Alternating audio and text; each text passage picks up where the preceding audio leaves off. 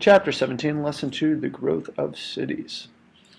So, in the late 1800s and early 1900s, there was a tremendous growth in cities.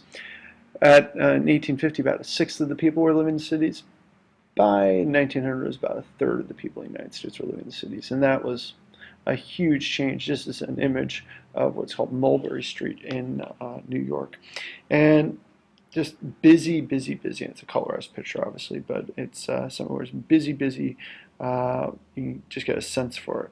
And cities tended to specialize in things like Chicago specialized in meat packing. It's Pittsburgh for steel. Cleveland was oil refining, and different cities focused on different things. So one huge deal was in terms of how they actually modernized the cities, and they made them actually be reasonable, sort of close to modern cities in a lot of ways. They actually had things like water. Oh, what an idea. Sewers, streets, and things like that. New rail systems that were designed. And this here is an image of the home insurance building in Chicago, and it's really the first skyscraper that was built, even though New York seems to think it had the first one with the flat iron building.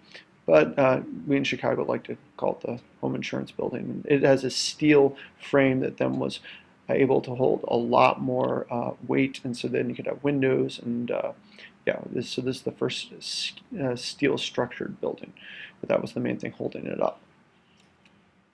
So from 1870 to 1924, about 26 million new immigrants came in. On the East Coast, they mainly came through Ellis Island in New York City. On the West Coast, they mainly came through Angel Island in San Francisco. About a quarter of the people in all the United States were immigrants. Huge amount. But there starts to be more and more from South and Eastern Europe.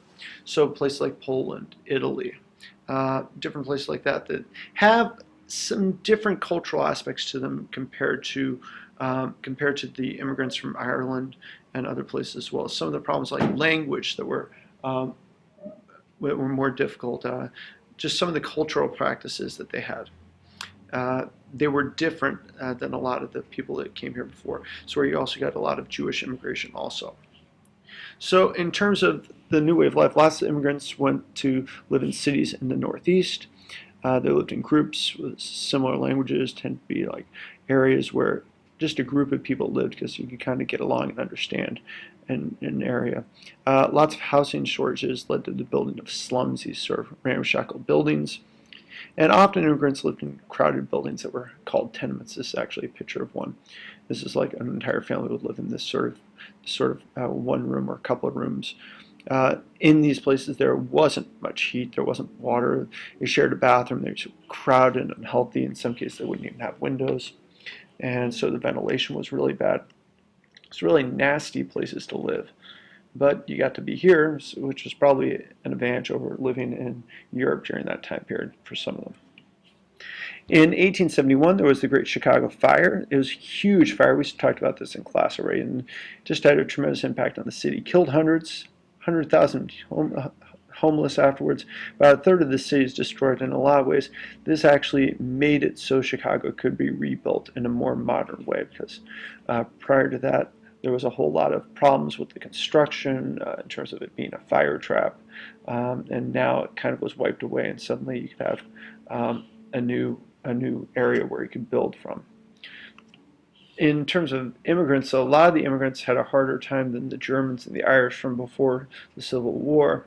Didn't know the language, like I said, religious traditions, did not have as much money either.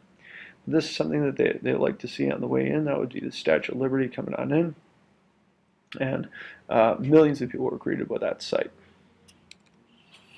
So Jane Addams in Chicago, she started something called the Hull House. And this was a place for immigrants that helped out immigrants in a bunch of different ways.